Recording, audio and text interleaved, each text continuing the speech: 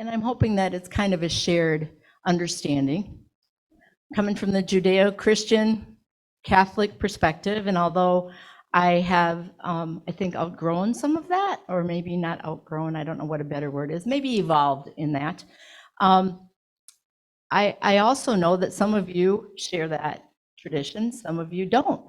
And so when I'm speaking about faith, I realize what I'm speaking about is my treasure trove, my collection of principles, like our 7, except now there's 8. I don't know where that 8th principle came from. I haven't been keeping up. But I love the 8 principles of the UU congregation. I have other understandings, teachings, intuitions, things I've learned that I believe. And those things that I hold, I hope, inform how I live. And underlying all of that I believe, and here's a minute where we have to take a little digression. I know we've spoken before a while ago about what it means to believe in something. And when I told you about that, or my perspective on that, I shared something that was, I gleaned from Marcus Borg, who is a Catholic theologian who's written a lot of good books. If you're looking for some kind of thing to kind of maybe perk up what you know, Borg's a great one to pick up.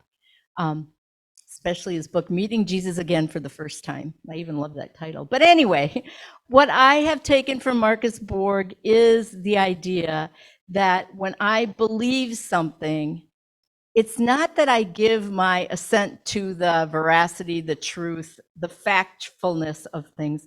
When I believe something, I give my heart to it. So the things that I hold on to that make up my faith are things that I've given my heart to. And undergirding all of those things is my belief in a universal life force or energy, which back in the day I would have called God. I can't even name it now because nothing seems right. But this energy that I believe manifests itself in each one of us and in all parts of creation, in the trees, in the birds, in the frogs, in the bugs, in the sun, in the moon, in the stars, in the river, in my dogs, and in all of us. And I believe that that energy invites us and empowers us to live in a way that will enhance and encourage the flourishing of all of creation. So that's my faith. My hope, I'm going to come from another Catholic person here, Julian of Norwich, who was a medieval saint, I guess we'd call her, theologian. And she said, all shall be well. All shall be well. All manner of things shall be well. I believe that, but I also know that sometimes all things are not well. Sebastian is not well. My son, who struggled with depression, is not well. We all come here with things that are not well and that have impacted our lives, probably forever, some of these things. But I want us to go back to when Jennifer had us sit in that silence of meditation. Did you feel that connection? Did you feel that in this moment, you are here in a congregation, a group of people who cares about you and who would miss you when you're not here? In this moment, right here, right now, all is well. All is well. And sometimes in life, you have to do that moment by moment. All is well until things start to be well again. And so my hope is based on this awareness in this moment. It's also based on history. When things have not been well, eventually achieve some kind of equilibrium again. I believe that that will happen. But I also have another kind of hope. And this was a gift given to me a few years ago. I am a volunteer for Unity Hospice in Green Bay. And I am a vigil sitter, which means that I spend time with people who are dying. And I also help to facilitate a group for grieving families. And in this group of grieving families, I met a family who lost their oldest child at the age of 16 in a very devastating and like sudden illness. He went to bed one night, he was fine, and the next morning he did not wake up. And his parents were shattered, and his younger siblings who looked up to this boy were just shattered. His dad was so broken, he couldn't even mention his son's name. And they would come, and it was so hard to see. But one day, the mom came in, and she had like a totally different energy about her. And she said to me, "Someone told me about a medium, and I went. And I need to tell you that I know that my son is still part of my life, and you need to go." And I thought, don't believe in that stuff. Great for you. Of course, I didn't say all this. I just said, "Oh, I'm so happy for you. Thanks, but no thanks." 2 years later, after much encouragement, I decided, okay, I'm going to go see the medium. And I was rude. I am not proud of how I behaved in that room when it started out, because I was entirely skeptical, which I told her. And I also said, "I don't want you asking me any questions, because I don't want to say something inadvertently that you would twist into some kind of story and lead me down a path that you're making up." Okay. She said, "Are you here to communicate with a male or a female?" I said, She said, "Okay, this is going to be a little hard to go forward like this, because it would be helpful if you tell me, but I see," she said, "I see like 9 male spirits and 3 female spirits, and I don't know which one is here for you, but this one." And she said, "Oh, this is someone you're related to, a young man. It's not your husband, I don't think. Oh, I think he's your son." Oh, and he put himself in the spirit world. Well, I figured she could have read Matt's obituary, and it didn't spell out that he had died by suicide, but I figured she could do a little digging, and so she doesn't really have my attention yet. But then she went on to say that he really appreciates that I got his tattoo. I was dressed like this. If you saw me in the summer, you'd see a bunch of tattoos. Now you don't. So she had no inkling that I have a bunch of tats on me. And then she went on to say, "Oh, and he was so grateful on the 10th anniversary of his death when you had that party with the flute music." Okay, now she's really got my attention.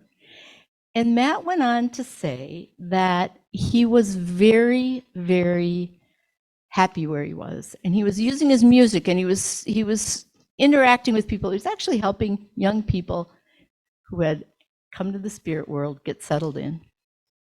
And that just sounded so much like Matt, and I felt so much better. And then she said, "The only thing that makes him feel badly is that you're sad. So would you please just be okay?" Andy said that when I die, he's going to be the one that meets me. Anyway, I went home and told my husband some of this, and he said, "How come he didn't say anything about me?" But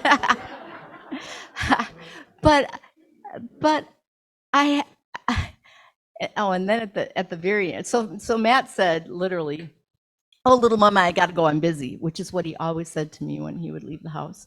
And then she said, "There's a female spirit here who would like to just say 1 or 2 things." So she said, "Oh, wait. Here, she wants you to have these pearl earrings so you know that she's your grandma." And whenever I would go to my grandma's house when I was a little kid, she had earlobes that were like, I don't know, this long. They dangled way down here. And on her earlobe, she would put these white pearl clip-on earrings. And I would bug her until she'd take them off and give them to me. And she said, "I just want you to know that I have your boy." Now, that was a gift that was given to me, and it is my hope. I give my heart to this, that this is not all. This is not all there is. So faith is pretty great. Hope might be even better. And then we get to love. Now, as you know, I have a house church, not in Minnesota, just right up the road in Green Bay. And if you ever want to come, you're more than welcome. We meet once a month. And you'd recognize our time together as having roots in Catholic liturgy, because I can't quite get myself totally disengaged. But we're much broader than what you would have experienced in a traditional liturgy. Anyway, we use the readings of the Sunday. And sometimes that's good, and sometimes it's okay, and sometimes it stinks. And last Sunday, it stunk. The reading was from Paul, and it says, God uses the foolish to shame the wise and the poor to shame the rich. And I thought, boy, if I was writing scripture, I would not be using the term shame if I'm talking about this universal energy and love. Because who the heck uses shame as a tool to change someone's behavior or a motivator? Shame is yuck. I do not believe that love and yuck go together. So I'm sitting there thinking, what can I do with this? And then this came to me. And this is a story about my friend Lori. So I met Lori probably about 35 years ago. She was hired at our parish as a full-time counselor. She was divorced, and she had 2 early teenage children. Well, it was unusual, I think, at that time for a divorced person to be hired by a Catholic parish. And she was struggling. The kids' dad didn't have, I think, much involvement with them, and certainly not financially. And over the course of some years, she lost her house. Her daughter was diagnosed with at least a few types of mental illness and had 2 children of her own she couldn't care for. So Lori became the caregiver for these kids. She struggled. She was the most awesome, solidly grounded person I know, but her life was hard. And, I went on the Camino. I told you about that. Lori was so excited to hear that I was going to be doing this hike, that I was going on the Camino. And she said, I know I can't go with you, but please, will you post pictures and stuff so I can feel like I'm there? So I did. If you followed me on Facebook, you know I overshared a lot. I can't tell you. Anyway, we came home, and the day after we got home from the Camino, Lori called me and she said, I have something I want to give you, a little something I want to give you. And I would love to give it to you today. My problem is my car broke down and I don't have the money to fix it right now. So you're going to have to come over and pick it up. I said, well, okay, sure. When do you want me to come? She said, could you please come now? I'm really excited to give this to you.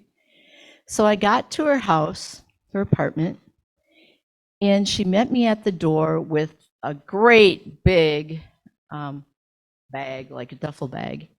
And inside that duffel bag were 3 books. Some of you have seen them because I brought them when I was telling you about the Camino. This is what Lord did. 3 books.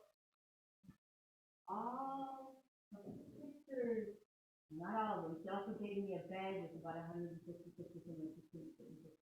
All of this. And my first reaction was one of shame. I was like, oh my God, she probably didn't eat this week. How did she afford this? All this is going through my head. This is just not right. And then, kaboof. all that went on in my head. And I thought, this is love. And this is beyond the love of a friend. This is a channeling of that divine, universal love. I just wanted to kneel and kiss the ground.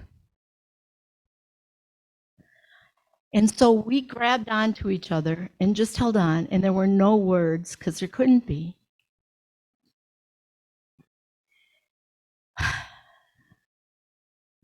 And when I left Lori that day,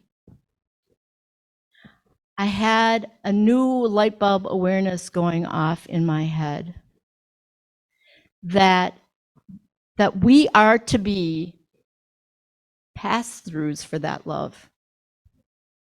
That if we want to change the world, if we want to cooperate in changing the world, not only do we have to be loved, but first of all, we have to experience that love. We have to feel worthy of that love, because I think we've seen too many broken people who somehow have lost that realization that they're worthy of love. And you can't give it if you don't feel it. So I've tried in a bigger way to incorporate that into my life. And my aunt died earlier this year. Actually, she died in March. She was not my favorite person. She was a real pain in the butt, but I loved her. And she left me a bit of money.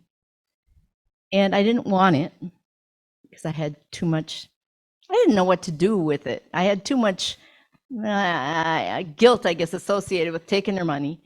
But I felt like, okay, this is my chance to be a pastor, and it's not enough to affect great world change, but honestly, it can probably change one person. So I started kind of looking out. And I also volunteer at our women's shelter in Green Bay. And one day I met a guest of the shelter who was actually now an intern. She had gotten herself well established enough that she was taken as an intern with the hope that she'd be a staff person someday. Sweet lady, been through a whole lot. And biggest smile in the world. Biggest smile with about 3 teeth. She had the worst meth mouth I've seen. And I thought, oh, my aunt had false teeth. She was losing all the time. They found him in the toilet at the care facility she was at. They found him in her Depends one day. I mean, she had an issue with her teeth, and I thought, oh, false teeth. I mean, teeth.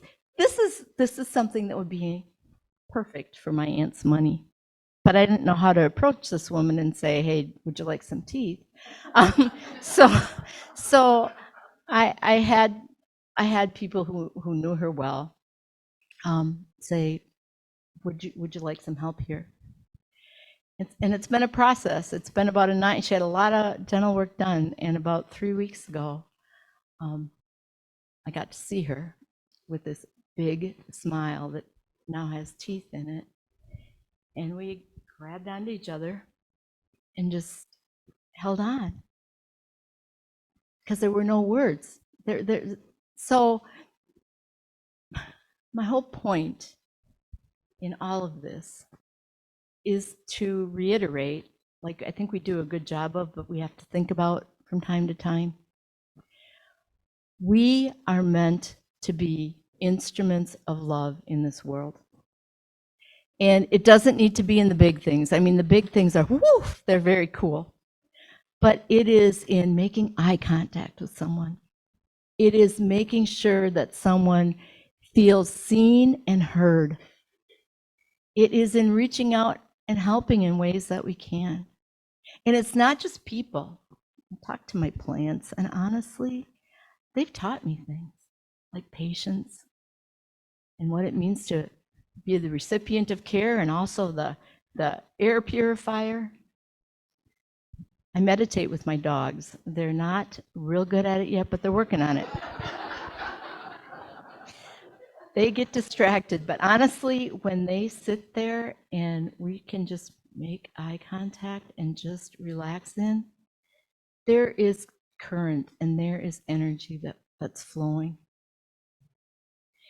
And I'm going to go back to that again. The greatest of these is love, because Jennifer, I think you said, can you have faith? Can you have hope? Can you have love independently? I don't think so. I don't think so. But I think that that love holds everything else up. And if we don't share it, if we don't live it, if we don't feel it, the world is going to be so much less. We need to be love. That's all there is.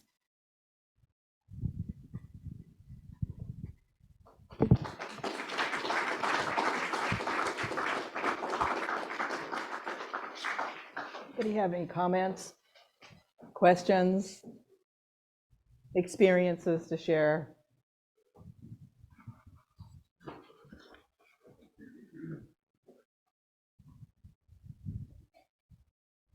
Linda. Oh, great. You know, Carrie, one of the things I appreciate most about you is your willingness to share who you are and what has gone on with you, because it's convincing. Thank you. Yeah, I can't share what I don't know.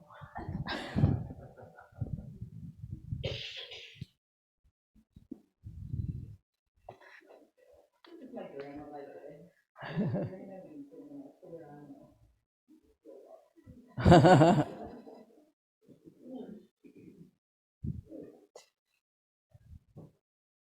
I just have a question regarding the medium. Is that a person that is still around, or? Yes, she's awesome. Her name is Psychic Lori Ann, if you look for her online. And one of the things that she told me after this whole experience, she said, you can come and see me again if you want, but not for at least a year. And you don't need me. You can do this on your own. Just be open to it. Then she had me read this book that I wasn't. It didn't exactly speak to me, but it was, I think, a help for people to kind of be able to bridge that communication. But she's amazing. Okay, for those online, Psychic Lori Ann in Green Bay. Actually, she's in Neenah, I want to say. But if you look for her, you'll find her. Lori.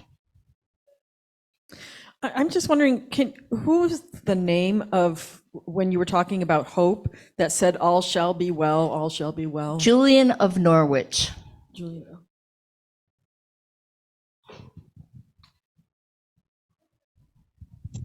I looked up the psychic. It says they're in Appleton. Yeah, yep.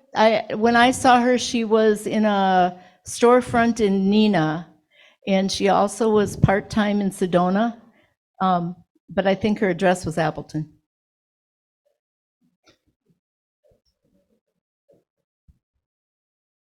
Any more comments, questions, experiences? I have one. You know, when I looked at this, and I looked at, you know, the path to love, actually one of the things that came to my mind was Ukraine. You know, because you have to have so much hope, you have to have so much faith to go through what they're going through. And, you know, and I completely understand